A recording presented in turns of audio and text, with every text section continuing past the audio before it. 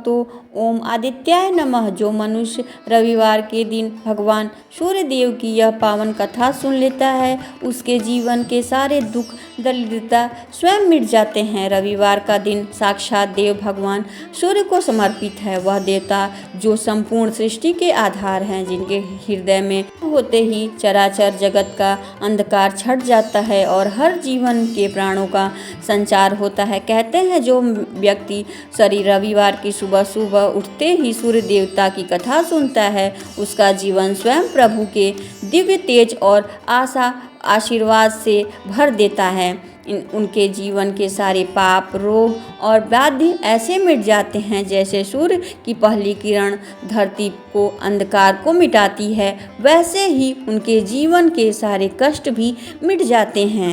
यह कथा नहीं, ये एक अनुभव है, एक अटूट आस्था की। जीवन में जो भी समस्याएं होते हैं वो सूर्य देव उसको मिटा देते हैं, जीवन को भीतर से प्रकाशित कर देती है। क्योंकि भगवान भास्कर केवल आकाश में चमकने वाले देवता नहीं हैं, वे हमारे भीतर की चेतना है, हमारी आँखों की ज्योति हैं, हमारी सफलता का आधार, हमारी बुद्धि, आशा, ओज, मान सम्मान, हमारा स्वास्थ्य सब उन्हीं की कृपा से प्रकाशित होती है। शास्त्रों में कहा जाता है कि जब कोई व्यक्ति सच्चे मन से रविवार के दिन सूर्य देवता की कथा सुनता है तो उसके घर की नकारात्मक और आलस्य सदा के लिए समाप्त हो जाती है। घर में सुख, समृद्धि, वैभव, आरोग्य का वास होता है। व्यापार और कार्य क्षेत्र में सूर्य जैसे चमक आ जाती है। समाज में प्रतिष्ठा बढ़ती है और मन में एक अद्भुत आत्मविश्वास का जन्म होता है।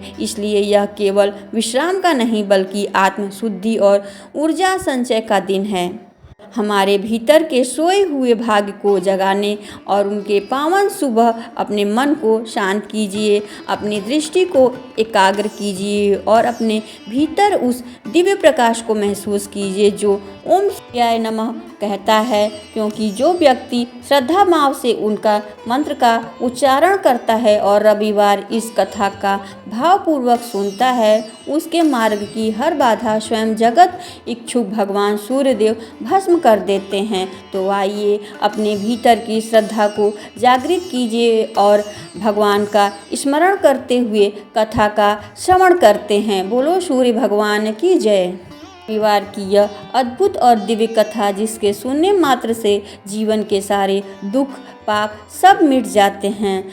हमारे प्राचीन धर्म गरुड़ पुराण में स्वयं साक्षात कहा गया है कि कोई भी कथा, विशेषकर साक्षात से देव सूर्य नारायण की कथा अगर बीच में छोड़ दी जाए तो वह केवल अधूरी जानकारी रहती है, बल्कि पुण्य फल भी कमी होती है। क्योंकि हमें जब किसी दिव्य कथा का अधूरा ज्ञान प्राप्त होता है तो हम पूर्ण सत्य को प्राप्त नहीं कर पाते हैं जो हमारे जीवन को बदलने के लिए आवश्यक है।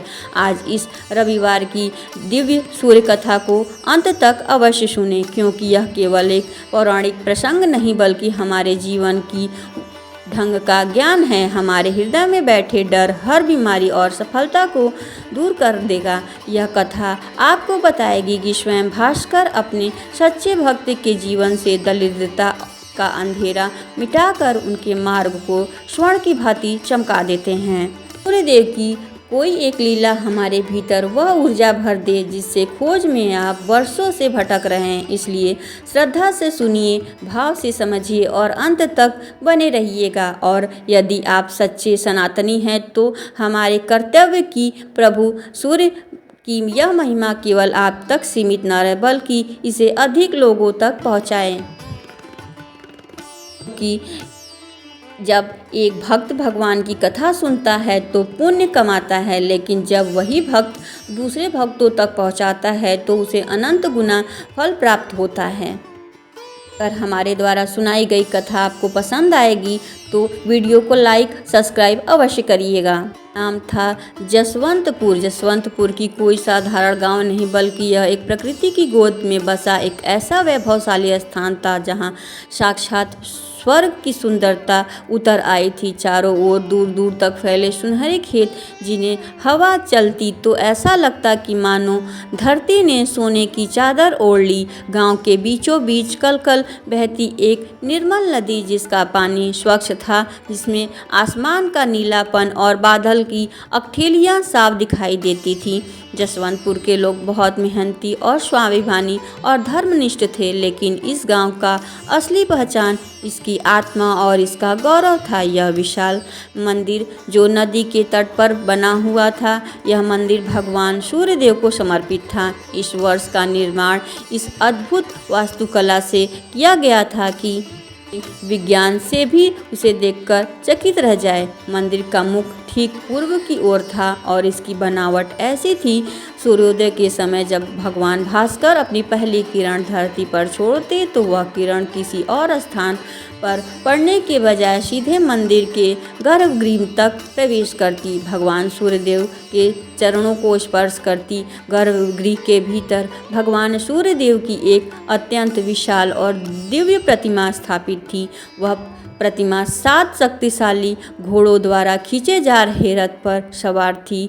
उन घोड़ों के चेहरों पर ऐसा तेज था कि मानो वे अभी बोल उठेंगे। भगवान सूर्यदेव के ललाट निकलने वाली आभा पूरे मंदिर को प्रकाशित करती थी। गांव का हर निवासी ब्रह्म मुहूर्त में उठता, जैसे सूर्यदेव की लालिमा क्षितिज पर बिखरती। पूरा जसवंतपुर की ध्वनि और मंत्र सूर्यदेव की भव्य आरती करते और अपनी दिनचर्या की शुरुआत करते थे। इस वैभवशाली गांव के बाहरी छोर पर प्रकृति हरियाली के लिए एक छोटा सा लेकिन बहुत सुंदर घर था। इन घर में 3 भाई का परिवार रहता था।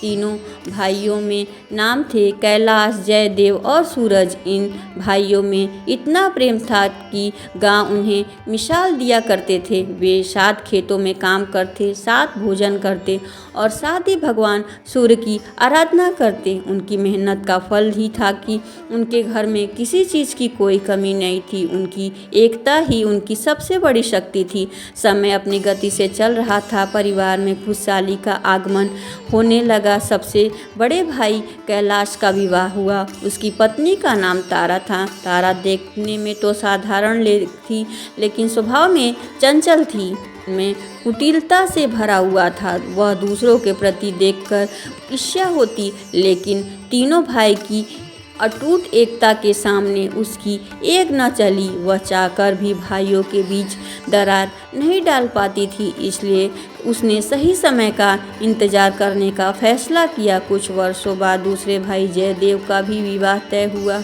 उसकी पत्नी का नाम रूपा था। रूपा सुंदर और बहुत ही गुणवंती थी।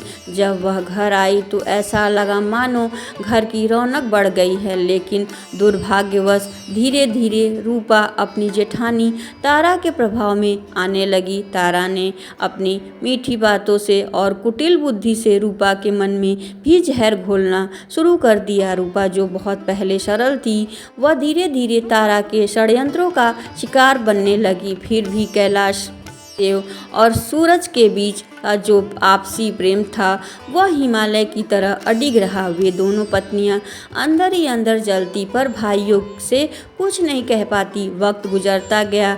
अब छोटे भाई सूरज के विवाह की चर्चा होने लगी। सूरज न केवल मेहनती था, बल्कि भगवान सूर्यदेव का अनन्य भक्त था। उसके चेहरे पर अलग ही शांत तेज था। कैलाश और जयदेव ने निर्णय किया, सूरज के लिए दुनिया की सबसे सुंदर और गुणवंती कन्या ढूंढ कर लाएंगे। वे दोनों भाई खुद दूर दूर के गांव और नगरों में कई महीने की तलाश के बाद उसे एक सुंदर युवती मिली जो साक्षात लक्ष्मी का स्वरूप था। उसका नाम जयश्री था। जयश्री न केवल सुंदर रूपवती, बल्कि उसके संस्कार और उसके बाड़ी में ऐसी मिठास थी कि जो उसे सुनता उसका मुरीद हो जाता। कैलाश और जयदेव बहुत खुश हुए। उन्होंने मन ही मन सोचा कि हमारी पत्नी तारा और रूपा दोनों कुटिल बुद्धि की जरूर हैं, लेकिन छोटे भाई के लिए यह सुंदर बिल्कुल योग्य लड़की है। बड़े धूमधाम से सूरज और जयश्री का विवाह संपन्न हुआ। जसवंतपुर के कई दिनों तक उत्सव मनाया गया। कुछ समय के बाद कुछ अच्छा चल रहा था। तारा और रूपा ने भी दिखावे के लिए जयश्री का स्वागत किया। समय बीतने के साथ कैलाश और जयदेव के घरों में संतानों का जन्म हुआ। घर में बच्चों की किलकारी गूंज उठा। परिवार हंसता खेलता और समृद्ध था। पूरे गांव में उनके भरे पूरे परिवार की चर्चा होती। लेकिन जैसे जैसे साल बीते, एक दिन चिंता ने सूरज और जयश्री के जीवन में जगह बना ली। विवाह के कई वर्षों बीत जाने के बाद जयश्री की गोद सूनी थी। उसे कोई संतान नहीं हो रही थी। जहां तारा और रूपा के बच्चे आंगन में खेलते, वही जयश्री का कोना शांत रहता। जयश्री भगवान सूर्यदेव की परम भक्त थी। वह रोज ब्रह्म मुहूर्त में उठती, स्नान करती और उगते हुए सूरज को जल अर्पित कर घंटों प्रार्थना करती। उसका अटूट विश्वास था कि एक दिन उसके आराध्य उसकी पुकार जरूर सुनेंगे। परंतु तारा और रूपा के मन में छिपा हुआ द्वेष अब बाहर आने लगा। वे अक्सर जयश्री को ताने मारती और कहती, बड़ी चली आई, सुबह सुबह नहा धोकर भक्ति करने। भगवान ने भी उसे फल देते हुए अच्छा भाग्य न हो। वे उसे बाज कहकर अपमानित करने का मौका नहीं छोड़ती। लेकिन जयश्री बड़ी ही शांत और दृढ़ बुद्धि वाली थी, जो वह कटु वचनों को भी पी जाती। वह पूजा में व्यस्त रहती। सूरज अपनी पत्नी का बहुत सम्मान करता था। इसके बाद दुख के बराबर का सहभागी था। तीनों भाइयों का प्रेम अब भी वैसा था। इस कारण तारा और रूपा की कोई चाल न सफल हो पाती। लेकिन वे दोनों अंदर ही अंदर टूट रही थी, क्योंकि उन्हें डर था यदि कभी जयश्री को संतान हुई तो सूरज का मान और बढ़ जाएगा। उन्होंने जयश्री की भक्ति में बाधा डालने की हर संभव कोशिश की। जब भी रविवार का दिन आता, जयश्री भगवान सूर्यदेव का निर्जला व्रत रखती तो जानबूझकर घर में स्वादिष्ट पकवान बनाती और उसे खिलाने का दबाव डालती ताकि उसका व्रत खंडित हो जाए। तो कभी उसे भारी काम सौंप देती तो कभी उसकी पूजा की सामग्री छुपा देती।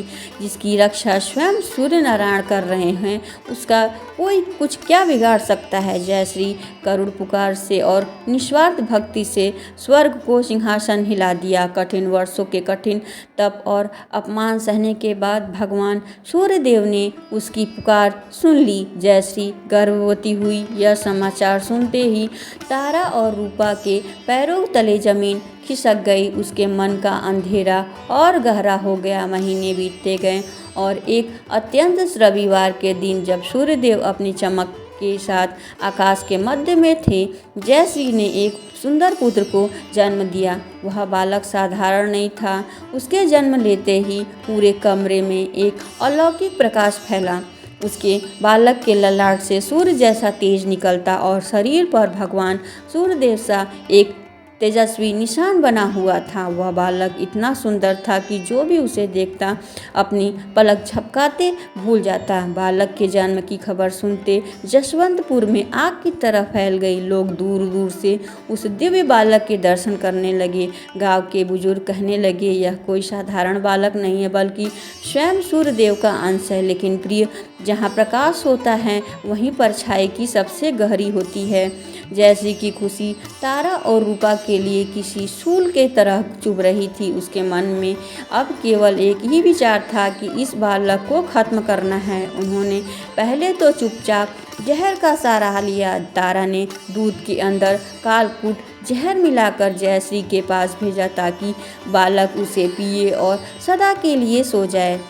जैसे ही वह दूध बालक के होठों को छूने वाला था, अपने आप ही शुद्ध अमृत में बदल गया। बालक और भी ज़्यादा चमकने लगा। उसकी हर कोशिश षड्यंत्र विफल हो रहा था। अब वे दोनों पूरी तरह से बौखलाई। ईर्ष्या के आग में ने उन्हें इतना अंधा कर दिया कि वे भूल गईं कि किसका विनाश करना चाहती हैं। उन्होंने तय किया कि कुछ ऐसा करें जिससे सोचकर भी किसी की माँ का कलेजा फट जाए। उन्होंने एक अत्यंत विधायक भयानक योजना बनाई। एक रात जब पूरा जसवंतपुर गहरी नींद में सोया था, तब चाँद बादलों में छुपा हुआ था। चारों ओर सन्नाटा था।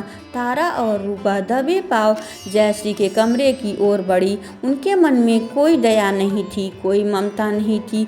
वे उस नन्हे से बालक को उठाकर अंधेरे में गायब हो गए। उनकी मंजिल थी कि वो पुराना गहरा कुआं जो गांव के वीरान छोर पर स्थित है, वे दिव्य बालक को कुएं की अथाह गहराई में फेंकने वाली थी। उस काल रात्रि का सन्नाटा इतना गहरा था, हवा की सरसराहट भी किसी चीख की तरह महसूस हो रही थी। तारा और रूपा, जिनके हृदय ईर्ष्या की अग्नि के पत्थर बन चुके थे, उस नन्हे बालक को सीने से लगाए नहीं बल्कि एक बोझ की तरह पकड़े हुए गांव के उस सुनसान रास्ते पर बढ़ रही थी जो पुराने गांव की ओर जाता है। वो कुआं बरसों से वीरान पड़ा था, जिसे चारों ओर कटीले झाड़ियां सघन अंधेरा पर बसेरा था। गांव वाले कहते थे कि उस कुआं की गहराई का कोई भी अंत नहीं है। जब वे दोनों कुएं के मुहाने पहुंची तो उस नन्हे बालक ने अचानक अपनी आँख खोली। अंधेरी रात में भी उस बालक की आंखों में एक अलौकिक चमक निकल रही थी, जैसे कि स्वयं सूर्यदेव उस काले अंधकार को चीरकर सत्य की ओर देख रहे हैं। एक क्षण में रूपा का हाथ उसके भीतर की सोही ममता ने शायद जागने की कोशिश की, लेकिन उसे धीरे तारा ने पकड़ लिया। कहा, जी क्या कर रही हो? हम सही कर रहे हैं। यह निष्पाप बालक है, हमारे परिवार का अंश नहीं है। अगर कल को भगवान सूर्यदेव हमें दंड दिया तो हम कहाँ जाएंगे? लेकिन तारा उसकी बुद्धि पर कुटिलता का ग्रहण लगा चुकी थी, जिसे छींकते हुए पगली, डर मत, आज यह बच गया तो हम पूरी जिंदगी हमारे बच्चों को जयश्री की गुलामी करनी पड़ेगी। देखा नहीं, पूरा गांव अभी तक इसके पीछे पागल है। भगवान उसी की सुनते हैं जो शक्तिशाली होता है। फेंक इसे और सदा के लिए इस कांटे को अपने रास्ते से हटा दे। तारा ने बिना एक पल गवाए उसे नन्हे बालक को उस गहरे ठंडे कुएं में नीचे गिरा दिया। नीचे गिरते समय ना उस बालक की कोई रुलाई, न कोई चीख सुनाई दी, बस उसी गहरी धप की आवाज़ आई और फिर सब पहले जैसा शांत हो गया। दोनों ने राहत की सांस ली, घर की ओर दौड़ पड़ी। उन्हें लगा कि उन्होंने सबसे बड़ा कांटा फेंका है, लेकिन वे भूल गईं कि जिसकी रक्षा जगत का आधार सूर्य हो, उसका कुछ भी नहीं बिगड़ सकता। ही वह दिव्य बालक कुएं के जल को स्पर्श करके वाला था, एक चमत्कार हुआ। कुएं का एक वह गंदा और ठंडा पानी अचानक उबलने लगा और देखते ही देखते उसमें एक विशाल सुंदर कमल का पुष्प प्रकट हुआ। वह बालक उस कमल के फूल के कोमल बिछौने पर ऐसे लेट गया जैसे वह अपनी माँ की गोद में लेटा हुआ है। कुएं के उस गहरे अंधकार में वह उस बालक के शरीर से निकलने वाला तेज पूरे पानी को सुनहरा बना रहा था। घर में जैसे ही भोर की पहली किरण टूटने वाली थी, जयश्री की नींद टूटी और माँ का हृदय था। नींद खुलते ही उसका हाथ सीधे अपने बगल में लेटे बालक की ओर गया, लेकिन वहाँ सन्नाटा था, वह खाली था। जयश्री की रूह कांप उठी। उसने सोचा शायद सूरज बालक को बाहर ले गया होगा, लेकिन जब उसने देखा सूरज के पास ही गहरी नींद में सो रहा था, उसके मुंह से एक हृदय विराग निकल पड़ी। मेरा बच्चा लाल कहाँ है? जैसे कि वह करुण पुकार पूरे घर की दीवारों से टकराकर वापस आई। सूरज घबराकर उठ बैठा और कैलाश जयदेव ने भी अपने कमरों से बाहर निकल आए। पूरा घर जागा। जयश्री बदहवास होकर हर कोने में अपने बच्चे को ढूंढने लगी। वह रसोई में गई, वहाँ आंगन में चिल्लाई, वह अनाज की कोठियों के पीछे देखने लगी, लेकिन बच्चे का कहीं अता पता नहीं था।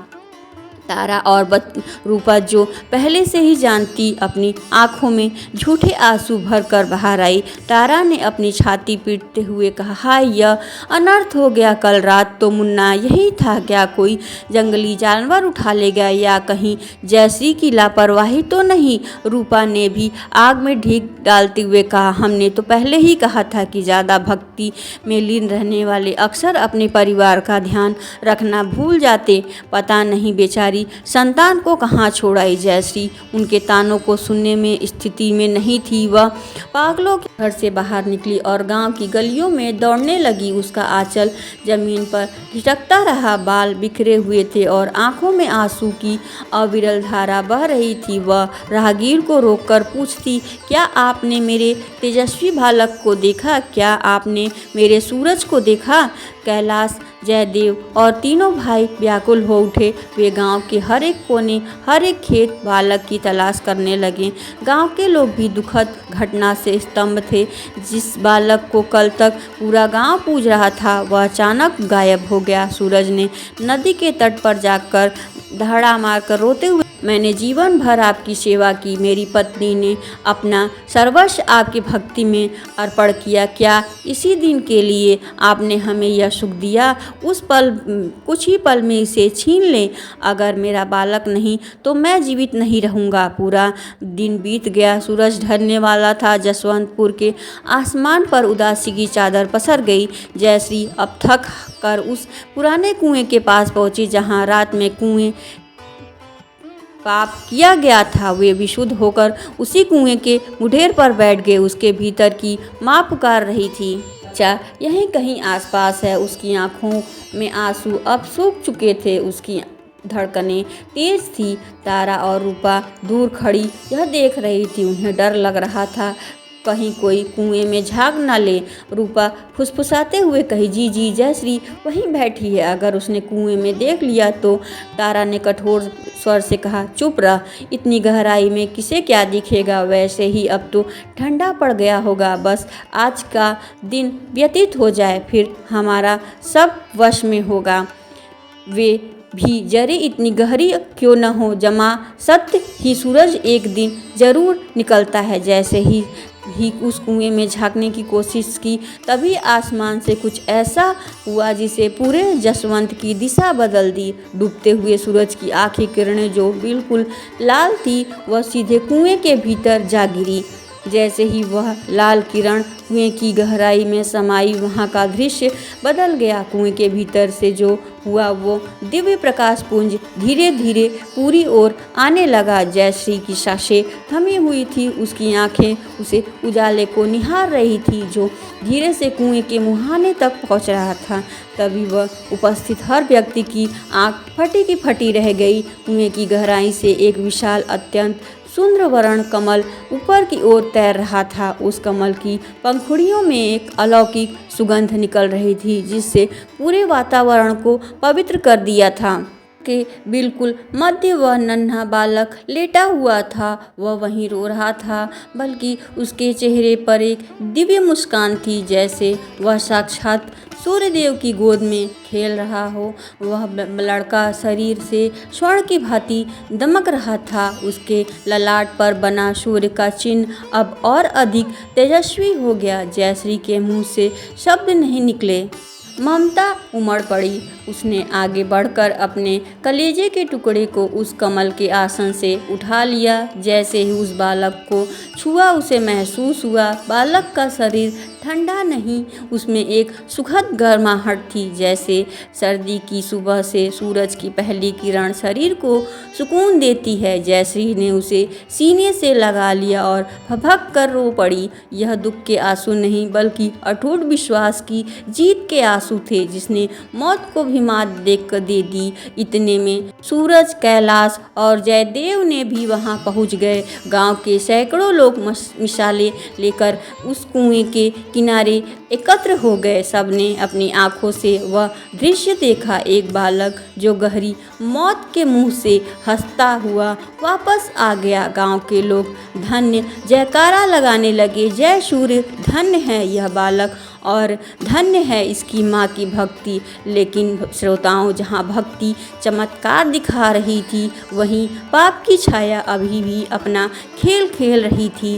तारा और रूपा जो भीड़ के पीछे छिप रही थी, डर से थर थर काँप रही थी। उसे लगा कि उसका रहस्य खुल जाएगा, लेकिन उसकी कुटिल बुद्धि अभी भी शांत नहीं थी। तारा ने देखा गांव वाले इस चमत्कार से प्रभावित हुए तो उसने तुरंत अपनी चाल बदल दी। वो भीड़ को चीरते हुए आगे आई और अपनी आंखों में बनावटी खौफ भर चिल्लाई, रुको, कोई इस बालक के पास मत जाओ, यह कोई चमत्कार नहीं, यह कोई माया है। पूरे गांव में सन्नाटा छा गया। कैलाश ने हैरान होकर पूछा, तारा तुम क्या कह रही हो? साक्षात सूर्यदेव ने हमारे बच्चे की रक्षा की है, यह तो सौभाग्य की बात है। तारा ने अपने चेहरे पर और गंभीरता लाते हुए कहा, नहीं भाई साहब, आप सीधे साधे हैं, आप नहीं जानते, भला कोई साधारण इंसान बच्चा कुएं के गहरे पानी में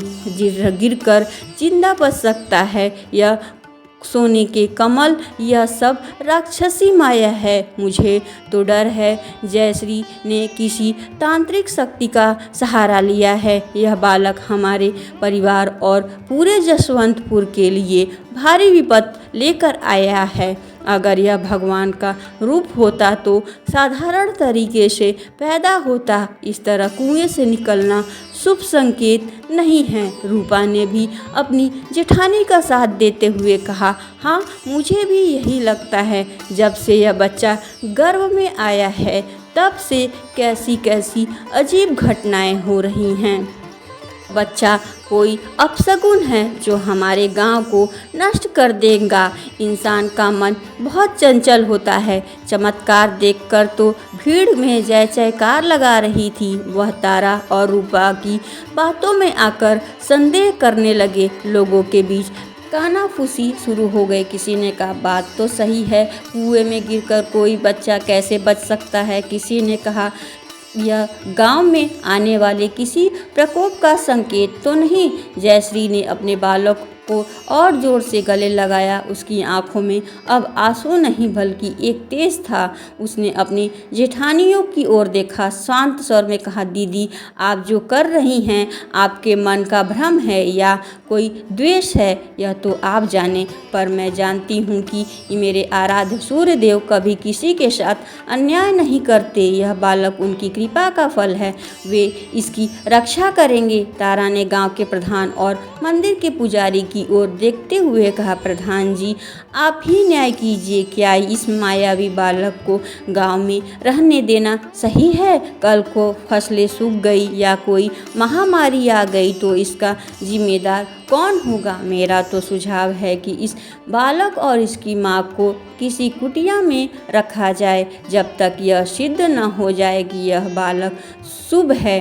भीड़ का दबाव बढ़ने लगा। सूरज अपनी और अपने बच्चे के साथ खड़ा था, लेकिन वह भी इस अचानक बदले हुए माहौल से विचलित हो गया। गांव के प्रधान ने काफ़ी सोच विचार के बाद कहा, तारा की बात में तर्क तो है, हम पूरे गांव की सुरक्षा का जोखिम नहीं डाल सकते। सूरज, फिलहाल तुम अपनी पत्नी और अब अपने बच्चे को लेकर गांव की सीमा पर किसी पुरानी धर्मशाला में चले जाओ। जब तक पुजारी जी सूर्यदेव की विशेष पूजा करके कोई संकेत प्राप्त नहीं करते, तुम लोगों के भीतर प्रवेश नहीं करोगे। सूरज का दिल टूट गया। जिस भाई के प्रेम में उसने नाश था, वही भाई कैलाश जयदेव अपनी पत्नी के बहकावे में आकर चुप खड़े थे। जयश्री ने अपने पति का हाथ पकड़ा और बिना कुछ कहे अपने बच्चे को लेकर अंधेरी रात की धर्मशाला की ओर चल दी। उसी रात जसवंतपुर का यह वैभवशाली घर सूना हो गया। तारा और रूपा अपने कमरों में बैठकर अपने जीत पर मुस्कुरा रही थी। उन्हें लगा जयश्री को घर से बाहर निकालना आधा रास्ता तय कर दिया है। अब उनका अगला कदम उस बालक को हमेशा के लिए समाप्त करना है। धर्मशाला में जयश्री और सूरज भूखे प्यासे थे। बालक जयश्री की गोद में सो रहा था। आधी रात का समय जब जयश्री धर्मशाला की कुछ सरसराहट सुनाई दी, उसने देखा कि बाहर कुछ साए घूम रहे हैं। तारा ने कुछ लोगों को भेजा ताकि वे चुपचाप बालक को उठा ले आएं, उसे कहीं दूर ले जाकर खत्म कर दे। जैसे वे शिकारी धर्मशाला के भीतर दाखिल हुए, वहाँ का नज़ारा देखकर उसके पैरों तले जमीन खिसक गई। बालक के चारों ओर एक ऐसी अग्नि प्रज्वलित की दीवार बन गई जिसे पार करना असंभव था। बालक के शरीर से निकलने वाला तेज इतना प्रचंड हो गया कि पूरा धर्मशाला दिन के उजाले की तरह चमकने लगा। शिकारी डर के मारे अपनी तलवारें फेंक कर वहाँ से भाग खड़े हुए। जब उस धर्मशाला के भीतर काल की परछाई हार भाग गई, तब भोर की पहली किरण ने जसवंतपुर की धरती को स्पर्श किया। वह सवेरा आम सवेरों जैसा नहीं था। सूरज की लालिमा में आज एक गंभीरता थी, जैसे आकाश में आने वाले संकट को देख रहा है। धर्मशाला के उस छोटे से कक्ष में जयश्री अपने उस दिव्य बालक को लिए बैठी हुई थी। बालक जाग चुका था और उसकी नन्ही आंखें छत की कहरियों को ऐसे निहार रही थी जैसे वह ब्रह्मांड के रहस्य को अपना रहा हो। जैसे ही सूरज की पहली किरण धर्मशाला की खिड़की से होकर बालक के चेहरे पर पड़ी, बालक खिलखिलाकर हंस पड़ा। उसकी ऐसी खनक थी कि सूरज का सारा संताप, सारा डर हवा में हो गया। सूरज ने अपनी पत्नी की ओर देखा और रुंधे गले से कहा, जयश्री, मुझे समझ नहीं आ रहा मैं खुद को भाग्यशाली समझूं या अभागा। एक ओर साक्षात भगवान ने हमारे घर अवतार लिया, दूसरी ओर मेरे ही सगे भाई ने मेरा खून मुझे शत्रु बना बैठा। क्या विधाता है कि यही न्याय है? जयश्री ने बड़े धैर्य से उत्तर दिया, स्वामी, जब सोना आग में तपता है तभी वह कुंदन बनता है। हमारे ऊपर यह संकट केवल हमारी परीक्षा नहीं बल्कि इस पूरे गांव और आपके भाइयों की विवेक की परीक्षा है। धैर्य रखें, जिनकी रक्षा स्वयं सूर्यदेव कर रहे हैं उनका कोई बाल भी बाका नहीं कर सकता। उधर जसवंतपुर के आलीशान घर में तारा और रूपा की आंखें फटी सी थी। उसकी नींद भी उड़ चुकी थी क्योंकि उनके भेजे हुए शिकारी खाली हाथ डरे हुए वापस आ रहे थे। तारा के मन में ईर्ष्या की ज्वाला और अप्रतिशोध की आग बन चुकी थी। उसने रूपा से कहा, यह साधारण तरीके से नहीं मरेगा, यह कोई साधारण बालक नहीं है। यह तो समझ में आ गया, लेकिन हमें इस अधर्म और राक्षस साबित करना होगा, तो गांव वाले खुद इसे और इसकी माँ को पत्थर मार देंगे। तारा ने अपने एक विश्वास पात्र नौकर को पास के नगर में भेजा। वहाँ के एक ढोंगी और धूर्त तांत्रिक को बुला दिया। उस तांत्रिक का नाम था कपाली भद्रशूल। वह तंत्र मंत्र का ढोंग रचने में माहिर था। चंद सिक्कों के किसी को सच और झूठ साबित कर सकता था। तारा ने उसे गुप्त रूप से बहुत सारा धन दिया और समझा दिया कि उसे गांव के मंदिर सबके सामने क्या कहना है।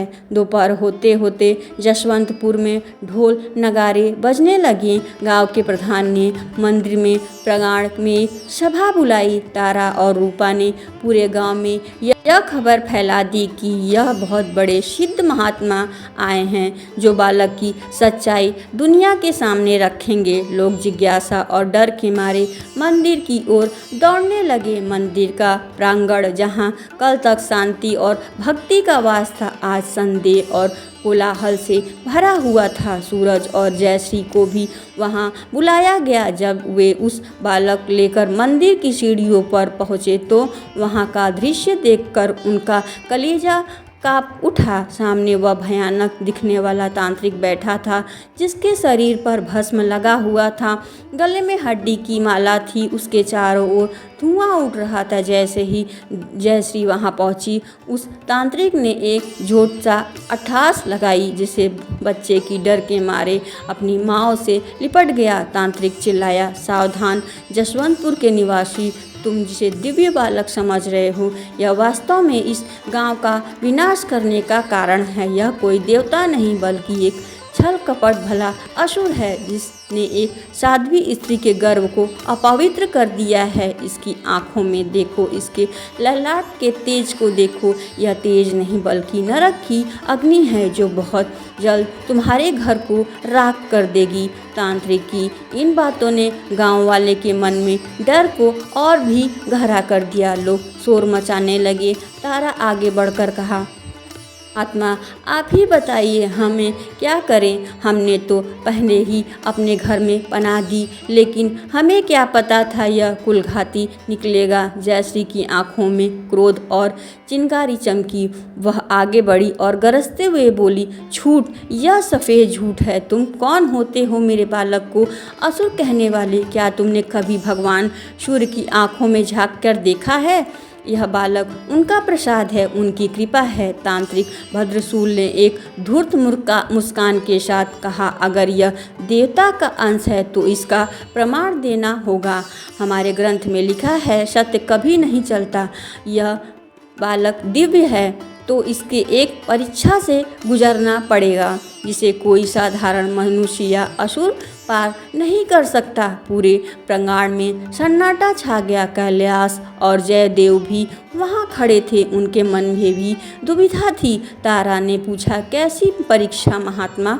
तांत्रिक ने एक जलते हुए हवन कुंड की ओर इशारा कहा, इस बालक को इस जलती हुई अग्नि के बीच में रखना। यदि सूर्य का पुत्र है तो इस अग्नि की शीतल चंदन की तरह महसूस होगी, लेकिन यदि यह असुर है तो अग्नि इसे क्षण भर में भस्म कर देगी और इसके साथ ही इस गांव का सारा पाप मिट जाएगा। यह सुनते ही जयश्री के हाथ से बालक लगभग छूटते छूटते बचा। सूरज चिल्लाया, नहीं, यह असंभव है, यह साक्षात हत्या है। प्रधान जी, आप ये होने नहीं दे सकते। लेकिन गांव वाले अब तांत्रिक के वश में थे। वे चिल्लाने लगे, परीक्षा होनी चाहिए। अगर यह सच्चा है तो डरे क्यों? तारा और रूपा के चेहरे पर एक कुटिल चमक थी। उन्हें विश्वास था कि आग में गिरते ही यह बालक समाप्त हो जाएगा। जयश्री का अहंकार भी चूर हो जाएगा। जयश्री ने अपने बालक को कस के पकड़ लिया। उसकी ममता ललकार रही थी, लेकिन चारों ओर खड़े लोग उसे घेरे हुए थे। तांत्रिक को आग को और प्रज्वलित किया और ऊंची लपटें उठने लगी। जयश्री ने मंदिर में स्थापित भगवान सूर्यदेव की विशाल प्रतिमा की ओर देखा और उसकी आंखों में अब आंसू बह रहे थे, बल्कि उसमें एक दृढ़ संकल्प था। उसने सूरज की हाथ पकड़ा और कहा, स्वामी, आज मेरी ममता नहीं, मेरी भक्ति की परीक्षा है। अगर मैंने सच्चे मन से भगवान सूर्यदेव की है तो अगर मेरा पतिव्रत धर्म अटल रहा तो यह आग मेरा कुछ नहीं बिगाड़ पाएगा। जयश्री उस धधकती हुई आग की ओर बढ़ने लगी। हर कदम पर उसके पैर कांप रहे थे, लेकिन उसका मन अटूट था। तारा ने मन ही मन सोचा, अब कुछ ही पल की बात है, फिर जसवंतपुर से इस जयश्री का नामो निशान मिट जाएगा। जैसे ही जयश्री इस अग्नि के पास पहुंची, वह अपने बालक को उस धधकते हुए कुएं में डालने के लिए हाथ बढ़ाया। तभी जसवंतपुर के आसमान में एक भयानक गरजना हुई। दोपहर का वह सूरज जो अभी तक पूरी रोशनी दे रहा था, वह काला पड़ने लगा। दिन में भी रात सा मंजर आ गया। हवाएं तेज चलने लगी। लोग एक दूसरे को पकड़ रहे थे और जसवंतपुर के उस विशाल मंदिर के प्रांगण के समय जहां ठहरे गया था, दोपहर के सुनहरे आकाश पर अचानक छाई चादर ने हर किसी के भीतर में एक अनजाना डर पैदा कर दिया। पक्षी अपने घोंसले की ओर चीखते हुए भाग रहे थे। हवाओं का वेग इतना प्रचंड था कि मंदिर में भारी पीतल के घंटे अपने आप बजने लगे। टन टन टन की वह आवाज़ किसी चेतावनी की तरह गूंज रही थी। जयश्री धधकते हुए हवन कुंड में बिल्कुल सामने खड़ी थी। उसकी आंखों में अपने बालक के लिए ममता का सागर था, तो दूसरी ओर अपने आराध्य के लिए अटूट विश्वास की ज्योति थी। तांत्रिक भद्रसूल ने, जो अपने अहंकार से भरा हुआ था, इस अचानक आए बदलाव से थोड़ा विचलित लगने लगा, लेकिन उसने अपना ढोंग जारी रखा। वह चिल्लाया, देखा आपने, यह असुर का प्रभाव है। सूर्यदेव ने अपना मुख छिपा लिया। डाल दो इस पापी बालक को अग्नि में, वरना पूरे ब्रह्मांड को निगल जाएगा। जयश्री ने अपने कांपते कांपते हाथों से बालक को उठाया। अब तक बेबस खड़ा था वह अपनी पत्नी की ओर दौड़ा। नहीं जयश्री, यह मत करो, मैं तुम्हें हमारे बच्चे को इस गांव से कहीं दूर चला जाऊंगा, पर इस मौत के मुंह में मत ढकेलो। जयश्री ने एक शांत लेकिन एक दृढ़ मुस्कान के साथ सूरज की ओर देखा। कहा, स्वामी, आज अगर मैं पीछे हट गई तो पूरी दुनिया कहेगी एक भक्त की महिमा ममता के आगे कमज़ोर पड़ गई। आज मेरा बालक इस आग से सुरक्षित होकर केवल मेरी जीत नहीं बल्कि साक्षात सत्य की जीत होगी। आप मुझ पर, इस नारायण पर विश्वास रखिए जो हर रविवार को हमने जीवन का प्रकाश देते हैं। यह जयश्री ने आंखें मूंद ली और मन ही मन भगवान सूर्यदेव का आह्वान किया। हे जगत के रक्षु, अंधकार का विनाश करने वाले आदित्य, यदि मैंने मन, वचन और कर्म से यदि किसी का बुरा चाहा, यदि मेरी भक्ति निष्काम है, तो इस अग्नि को शीतल कर दीजिए और अपने अंश की रक्षा कीजिए प्रभु। और फिर पूरे गांव की सांसें रुक गई और जयश्री ने उस नन्हे बालक को धधकती लपेटों के बीच धीरे से रख दिया। एक पल के लिए चारों ओर सन्नाटा छा गया। तारा और रूपा की आंखों में एक राक्षसी चमक थी। उससे लगा कि अब बस बालक के जलने की गंध आएगी और उसका मार्ग निष्कट हो जाएगा। लेकिन अगले ही क्षण वहाँ जो हुआ, लोगों की आंखें फटी की फटी रह गई। कई लोग डर के मारे जमीन पर गिर गए। ही बालक ने अग्नि को छुआ, वह भयानक लपेट शांत हो गई। वे लपटें बालक को जलाने के बजाय उसके चारों ओर एक घेरा बनाकर नाचने लगी, जैसे बालक की आरती उतार रही हो। उस हवन कुंड के भीतर आग गायब हो गए। उसकी जगह चमेली और गुलाब के फूलों की मखमली क्यारी बन गई। बालक उन फूलों पर लेटा हुआ खिलखिलाकर हंसने लगा। उसकी हंसी मंदिर के प्रांगण ही नहीं बल्कि लोगों के हृदय भी कांप उठे। इतना ही नहीं, इस बालक के शरीर पर ऐसा प्रचंड सुनहरी प्रकाश निकला जिससे आकाश में छाया हुआ वह अंधेरा पल भर में छट गया। सूर्यदेव बादलों को चीरते हुए अपनी पूरी दिव्यता के साथ प्रकट हुए। उसकी एक सीधी किरण मंदिर के शिखर से टकराकर सीधे उस बालक के ललाट पर पड़ी। पूरा मंदिर प्रांगण जय सूर्यदेव के नारों से गूंज उठा। जो गांव वाले अभी तक संदेह कर रहे थे वह सब दंडवत प्रणाम करने लगे। यह तो साक्षात देवता है, हमने पाप कर दिया, हमें क्षमा करें माता जयश्री। लोगों की करुणा पुकार सुनने लगी। लेकिन कहानी में सबसे नया मोड़ अभी आना बाकी था।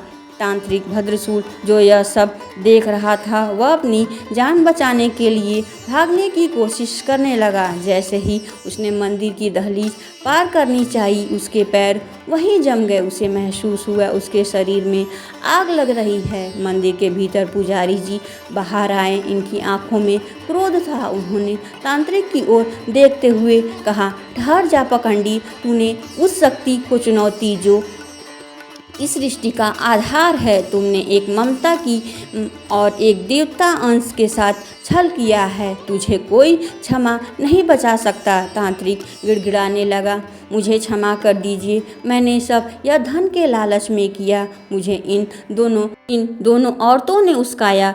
उसने कांपती उंगली से इशारा किया तारा और रूपा की तरफ। कैलाश और जय देव पैरों के नीचे से जमीन खिसक गए। उन्होंने अपनी पत्नी की ओर देखा, कहा, जिसकी सूरत इतनी डरी हुई चुड़ैल जैसी हो गई है। तारा और रूपा का चेहरा सफ़ेद पड़ चुका था। उनका झूठ, उनका षड्यंत्र अब पूरे गांव के सामने आ खड़ा था। कैलाश दहाड़ करके चिल्लाया, तारा, क्या यह सच है? क्या तुमने हमारे भाई के बच्चे को मारने की कोशिश की? क्या तूने इतनी गिर सकती हो? जय देव ने भी रूपा का हाथ झटकते हुए कहा, मैंने तुम पर भरोसा किया और तुमने मेरे घर में सांप पाल रखे थे। तारा और रूपा अब भागने की स्थिति में नहीं थी। गाँव की महिलाएं जयश्री के अपमान से दुखित थी। वो क्रोध से भर गई थी। उन्होंने उन दोनों को घेर लिया, लेकिन जयश्री जो अब बच्चे को लेकर अग्निकुंड से बाहर आ चुकी थी, उसने हाथ उठाकर सब शांत किया। जयश्री के चेहरे पर अब क्रोध नहीं था, केवल एक असीम करुणा थी। उसने अपने भाई कैलाश और जयदेव की ओर देखा, कहा, भाई साहब, इन्हें सजा देने का काम मेरा नहीं है। इन्होंने मेरे साथ जो किया इनके अज्ञान और ईर्ष्या का फल है, लेकिन इन्होंने जो पाप किया उनका दंड तो इनके विधि के अनुसार मिलेगा।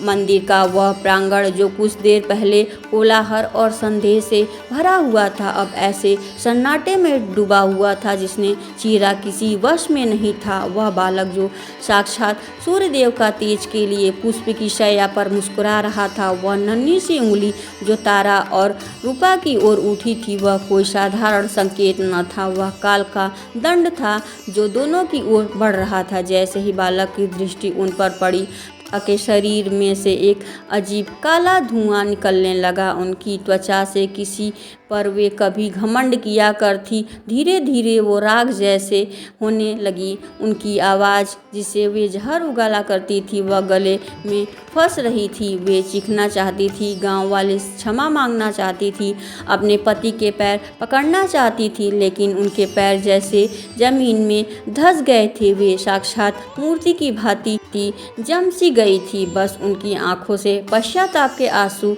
निकल रहे थे। कैलाश और जयदेव जो अपनी पत्नी की मोह और उनकी बातों में फंस चुके थे, उनका हृदय ग्लानि से भर उठा। उनकी आंखों के सामने वह सारा दृश्य घूमने लगा। कैसे उन्होंने छोटे भाई सूरज को घर से निकाला, कैसे उन्होंने अपनी मर्यादा ताक पर रखकर एक बालक को हत्या का मौन समर्थ किया। कैलाश ने अपना सिर झुका लिया और जोरों जोरों से रोने लगा। उसने सूरज की ओर कदम बढ़ाए, लेकिन शर्म के मारे उसके कदम रुक गए।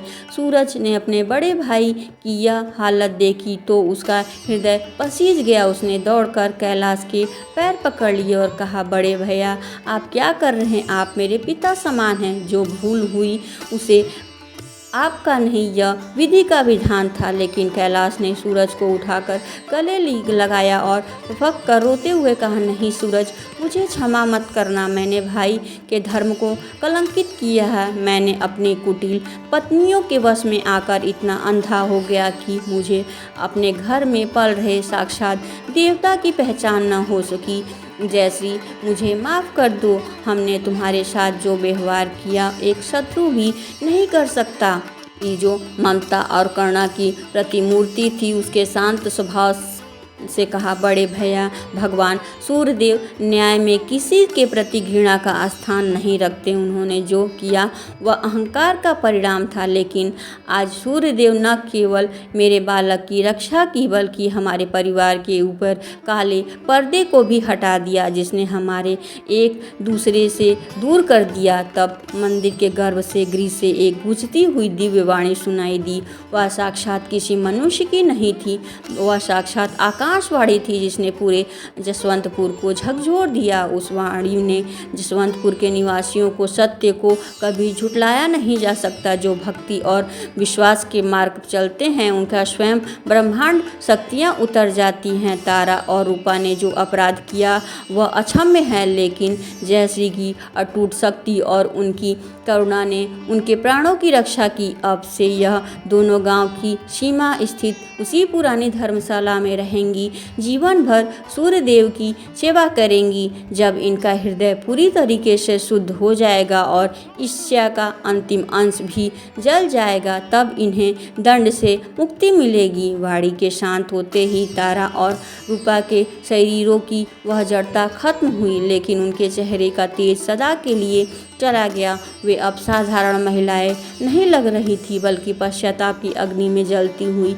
दो आत्माएं लग रही थी। वे बिना कुछ कहे सिर झुकाए भीड़ के बीच से निकल गईं की तरह चमकने लगा। लेकिन जैसे ही यह चमत्कार हुआ, आदित्य अचेत होकर शिखर से नीचे गिरने लगा। जयश्री और सूरज दहाड़ मारकर दौड़े, लेकिन इससे पहले कि आदित्य जमीन को छूता, साक्षात भगवान सूर्यदेव का रथ आकाश से नीचे उतरा। उस रथ की चमक इतनी तेज थी कि लोगों ने अपनी आंखें मूंद ली। स्वयं भगवान सूर्यनारायण ने आदित्य को अपनी गोद में उठा लिया और पूरा जसवंतपुर उस अलौकिक दृश्य का साक्षी बना। सूर्यदेव जयश्री की ओर देखकर मंद मुस्कुराते हुए कहा, हे देवी, तुम्हारी भक्ति ने आज मौत को भी हरा दिया। तुम्हारा पुत्र कोई साधारण बालक नहीं है, वो मेरा अंश है जो इस गांव के पाप को धोने और धर्म की स्थापना करने के लिए आया है। आज से यह पूरा गांव सूर्यपुर के नाम से जाना जाएगा। तुम्हारी ममता और आदित्य के त्याग के कारण यही अकाल और दुख का वास नहीं होगा। भगवान सूर्यदेव ने अपनी दृष्टि तारा और ऊपर पर डाली। उन्होंने कहा, तुम दोनों का पश्चाताप पूरा हो चुका है। तुमने हमारी सेवा और पाप का मार्जन किया है। मैं तुम्हारे इस नश्वर शरीर से मुक्ति देता हूँ। सूर्यदेव ने अपने रथ में समा गए। भगवान सूर्यदेव ने आदित्य को वापस जैसी को गोद में रख दिया। आदित्य की सांसें फिर से चलने लगी। वह धीरे धीरे मुस्काया और बोला, माँ देखो, सूरज फिर से निकल आया। यहीं समाप्त होती है। अगर हमारी वीडियो आपको पसंद आती है तो लाइक सब्सक्राइब अवश्य करिएगा।